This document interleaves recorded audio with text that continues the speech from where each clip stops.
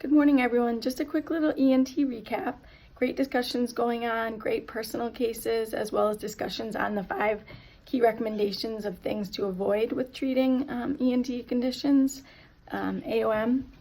So I do sense a little bit of fear and apprehension with the ENT exams, especially in children. This is completely normal. Remember, the more ears you look in, the more comfortable you'll feel, and you'll be able to diagnose any deviations from the norm. I really like the discussions that are going back and forth.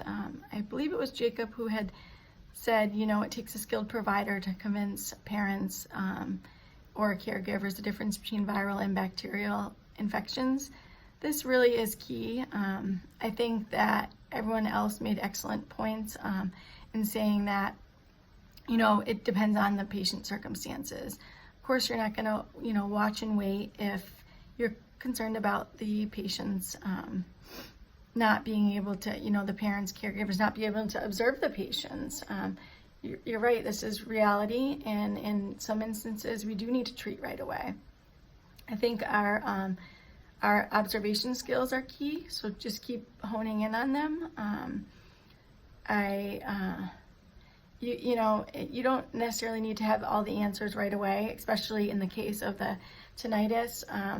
This happens. This is why we have specialists, as in primary care, we're the gatekeepers of care. We're referring out when needed. Of course, we would love to get solutions right away, but again, doesn't always include antibiotics up front. It's a lot of education, as you guys are nicely highlighting.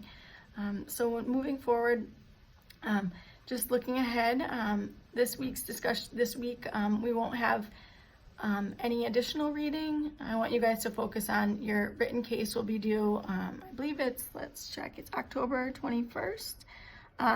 So just keep that in mind, and just remember, the more experiences you have, the more you'll continue to learn and grow, and keep building off one another. Thanks.